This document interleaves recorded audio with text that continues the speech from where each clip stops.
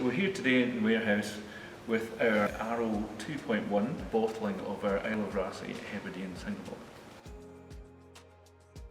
So we bottle our Isle of Raasay single malt twice a year. We do a spring bottling and an autumn bottling. The Arrow 1 is our spring bottling and the Arrow 2 is our autumn bottling. So this year it's Arrow 2.1.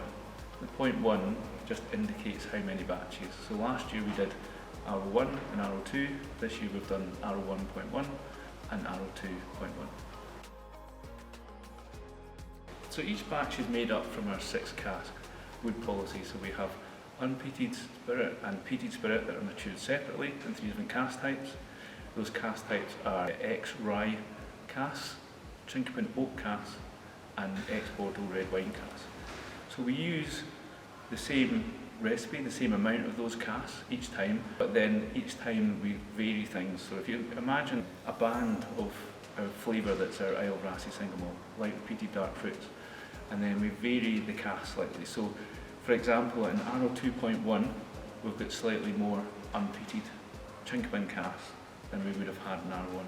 And just by varying that, we can change the peating level slightly. Basically there's variations per batch, but within a band that we're trying to achieve all the time.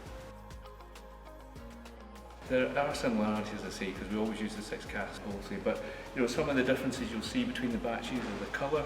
I think Arrow 2.1 is slightly darker than Arrow 1, and that's just because of the age of the whisky. So as we bottle, the whisky's getting older, so the oldest casks in this were from April 2018, so that's well over 4 years old, and the youngest cask from 2019. So that is something that will vary in time. There'll be more of the mature cask building up through the batch.